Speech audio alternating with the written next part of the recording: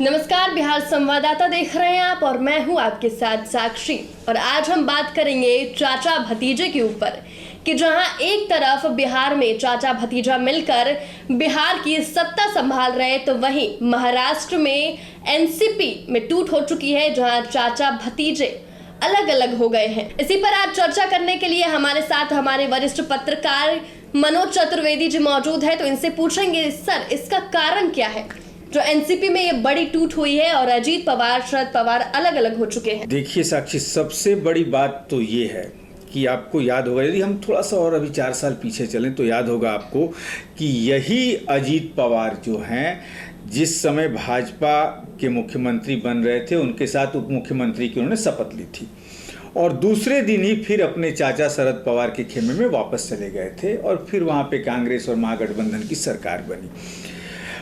उसके बाद अजीत पवार पे तमाम तरीके के एलिगेशन लगे, एलिगेशन में तमाम घोटालों के, बड़े बड़े घोटालों के एलिगेशन लगे और जब वो है उसमें उनके ऊपर चार्जेस फ्रेम होने शुरू हो गए, लेकिन तब तक सब कुछ ठीक चल रहा था। लेकिन अब फिर जब भाजपा ने चिल्लाना शुरू किया कि भाई अजीत पवार के केसेसों का क्या हुआ, तो अजीत पवार और उनके साथी जो भी गए हैं भाजपा की तरफ, उन पर हर लोगों पर, हर विधायकों पर 100-200 करोड़ रुपए के घोटाले के केसेस हैं।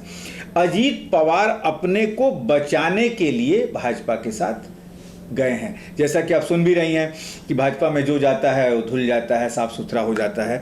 तो एक तो बिंदु ये है कि अपने को वो बचाने के लिए गए हैं। दूसरा बिंदु ये भी राजनीतिक गलियारों में आ रहा है कि कहीं ना कहीं शरद पवार की ये चाल तो नहीं है, क्योंकि वहाँ पे जो राजनीतिक परिस्थितियाँ हैं, कहीं शरद पवार ने तो कोई चाल नहीं चली है। लेकिन यदि इन दोनों को हम अलग अलग ले लें कि यदि वो अपने बचाव में गए हैं अजीत पवार या शरद पवार की कोई चाल है इसमें, तो ये आप समझ लीजिए कि जो नीतीश के सपने जो हैं वो सबसे ज़्यादा टूटने वाले हैं। तो अगर बेसिकली अगर कहा जाए तो जो अजीत पवार है और जो तमाम 9 विधायक हैं, वो भाजपा में डुबकी लगाने इसीलिए गए ताकि वो अपने पाप धो पाए। बिल्कुल बिल्कुल बिल्कुल एकदम, क्योंकि ये है कि आप देख लीजिए जिनके ऊपर करोड़ों के घोटालों के चार्जेस लग रहे हैं, वो भाजपा में चला जा रहा है और जब तक वो भाजपा में रह रहा है, शांति से रह रहा है, उसके ऊपर कोई सीबीआई, कोई ईडी नहीं हो रही है। लेकिन जैसे ही थोड़ा सा वो उछल कूद कर रहा है, तुरंत सीबीआई और ईडी जो है यूज हो रही है। आज बीजेपी भी ये नहीं कह सकती है कि हम जो है, भाजपा हमेशा कहते रही है कि कांग्रेस जो है उसके ज़माने में सीबीआई का गलत उपयोग होता था, ईडी का गलत उपयोग हो रहा था, लेकिन उसी रास्ते पे कहीं ना कहीं भाजपा भी चल पड़ी। तो आपको बता दें कि जो बिहार में चाचा भतीजा जो सत्ता संभाले बैठे हैं, उनकी भी जो मनमुटाव था वो कहीं ना कहीं 2022 से पहले बहुत ज़्यादा हुआ करता था, जब नीतीश कुमार एनडीए के साथ शामिल थे। लेकिन जैसे उन्होंने एनडीए से गठबंधन तोड़ा, वैसे ही चाचा भतीजे की सत्ता आ गई बिहार में, जिसके बाद चाचा भतीजा राज करने लगा। तो अब ये बताइए मुझे मनोज जी कि अगर तेजस्वी यादव को मुख्यमंत्री नहीं बनाया जाता है, तो क्या आरजेडी भी विद्रोह कर सकती है जेडीयू के खिलाफ? देखिए, आरजेडी तेजस्वी को यदि मुख्यमंत्री नहीं बनाया जाएगा तो जदयू, आरजेडी के मंत्री और विधायक विद्रोह नहीं करेंगे। विद्रोह की जहां तक संभावना है वो नीतीश कुमार की जदयू में है और ये साफ झलक भी रहा है। आज तेजस्वी को साथ लाने का सबसे बड़ी मजबूरी ये थी कि उस समय भी जदयू टूटने वाली थी, क्योंकि सारा खेल जो है वो प्लानिंग कर ली गई थी। आरसीपी के सिंह के नेतृत्व में जदयू टूटने वाला था और नीतीश कुमार को ये बातें कहीं समझ में आ गई थी। वो बीजेपी से अलग हटके तेजस्वी के साथ सरकार बना लिए। अब जो है, आपने सुना भी होगा, खबरें आपने दिखाई भी हैं कि तेजस्वी यादव को मंच से, बहुत सारे जगहों से नीतीश कुमार कह चुके हैं कि मुख्यमंत्री अब आगे तो इन्हीं को संभालना है, तेजस्वी यादव मुख्यमंत्री बनेंगे। अब नीतीश की ये मजबूरी हो गई है कि वो जो है तेजस्वी को सत्ता सौंपे या तो फिर तेजस्वी से अलग हटके एनडीए की तरफ जाएं।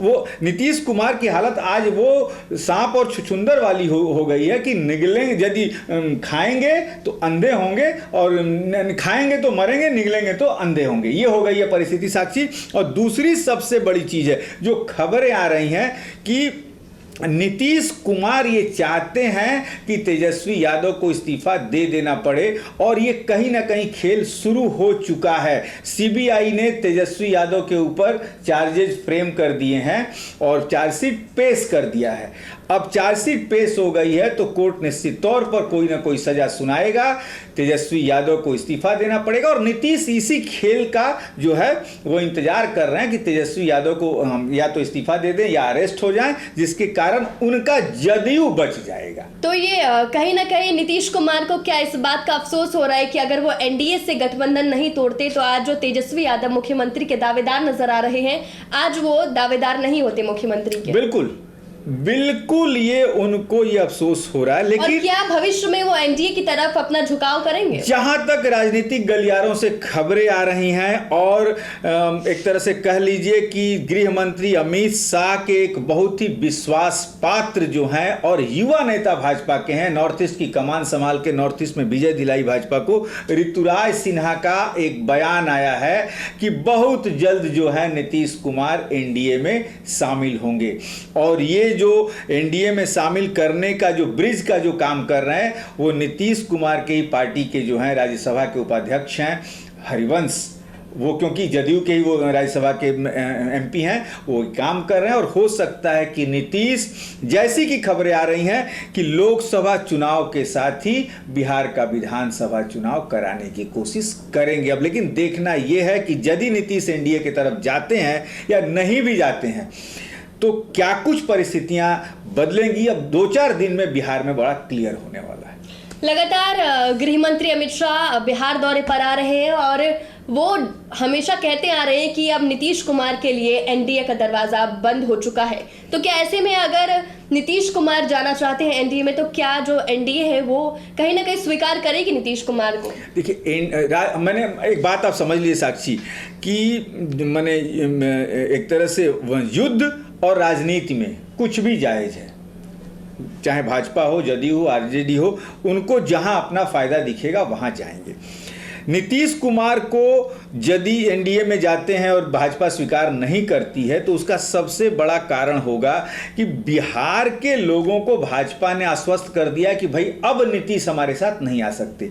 उस समय यदि भाजपा लेती है नीतीश कुमार को तो बिहार के जो लोग हैं भाजपा को भी उसी पलटू राम के नाते बुलाने लगेंगे कि भाजपा भी पलटने में माहिर है। भाजपा जो है वो बिहार के लोगों का विश्वास खो देगी कि ना सब लोग बराबर हैं। एक चीज आप और देखिए, नीतीश कुमार अपने विधायकों सांसदों से मिल रहे हैं। अब इंजीनियर नीतीश कुमार का मैथमेटिकल दिमाग बंद कमरे में क्या कुछ सोच रहा है, क्या खाका तैयार कर रहा है, ये भी बहुत बड़ी बात है कि विधायकों और सांसदों से मिल रहे हैं तो क्या बात करें। क्या तेजस्वी को सत्ता सौंपने की बात हो रही है या एनडीए की तरफ फिर से जाने की बात हो रही है, क्या हो रही है, लेकिन बंद कमरे में ये इंजीनियर मुख्यमंत्री नीतीश कुमार कोई ना कोई नैरेटिव पॉइंट जो है वो सेट कर रहे हैं। तो अब बात महाराष्ट्र की कर लेते हैं जहां एनसीपी में टूट हुई है। तो आपको क्या लगता है, जहां चाचा भतीजे के बीच में टूट हो गई है और 40 नेता, एनसीपी के 40 नेता उनकी पार्टी से अलग हो चुके हैं, तो एनसीपी के जो सुप्रीमो है शरद पवार, उनको कितना ज्यादा फर्क पड़ेगा? क्या वो बौखला गए इन सारी चीजों से? ये बिल्कुल, इसमें शरद पवार एक मेन धुरी थे महागठबंधन बनने का। अब शरद पवार अपनी पार्टी को बचाने में, क्योंकि शरद पवार की पार्टी का महाराष्ट्र से बाहर कोई बेस है नहीं, अब वो अपनी पार्टी को बचाने का काम करेंगे। आज जो खबरें सुबह सुबह आई हैं उसमें से शायद 2 एमएलए जो हैं लौट भी चुके हैं, लेकिन शरद पवार ने उन्हें पार्टी से निकाल दिया है। तो शरद पवार अपनी पार्टी को बचाएंगे ना, महागठबंधन बनाने में शामिल रहेंगे, उसकी बैठकों में शामिल होंगे। लेकिन अब थोड़ा सा समय बीतने दीजिए, सब कुछ जो है क्लियर हो जाएगा कि क्या है, क्योंकि लड़ाई थी शरद पवार की बेटी सुप्रिया सुले और अजीत पवार के बीच में। अजीत पवार को कार्यकारी अध्यक्ष बना भी दिया था शरद पवार ने।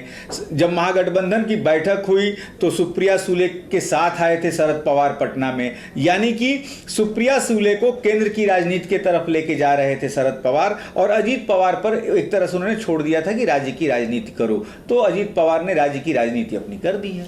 शरद पवार ने अब अपना स्टैंड क्लियर कर दिया है कि जो अजीत पवार ने ये विद्रोह किया है उसमें उनका कोई हाथ नहीं है। तो क्या लगता है आपको कि इतना बड़ा विद्रोह और 40 नेताओं को उन्होंने पार्टी से अलग कर दिया? देखिए साक्षी, कैसे राजनीति में ये कहा जाता है, पहली बार जब अजीत पवार जो है बीजेपी के खेमे में जाके उप मुख्यमंत्री बने, फिर तब भी शरद पवार ने कहा था कि मेरा कोई हाथ नहीं है।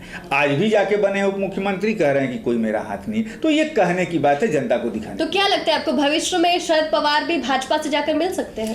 देखिए, शरद पवार यदि भाजपा से मिलने में शरद पवार मिलना नहीं चाहेंगे, इसलिए नहीं मिलना चाहेंगे कि महाराष्ट्र की जो राजनीति है उसमें शिवसेना, अब शिंदे ग्रुप भी बन गया, शरद पवार का एक ग्रुप है, तो वहाँ की लड़ाई बड़ी क्षेत्रीय लड़ाई है। वहाँ की लड़ाई जो है वो इतनी पेचीदा है कि समझ में नहीं आती है। सबसे बड़ी बात है कि शरद पवार यदि मिलते हैं उनसे, भाजपा से, तो उनकी पार्टी का अस्तित्व खत्म हो जाएगा, एनसीपी का। उनके जो बहुत विश्वासी लोग थे, प्रफुल्ल पटेल से लेके सब लोग भाजपा में आ चुके हैं।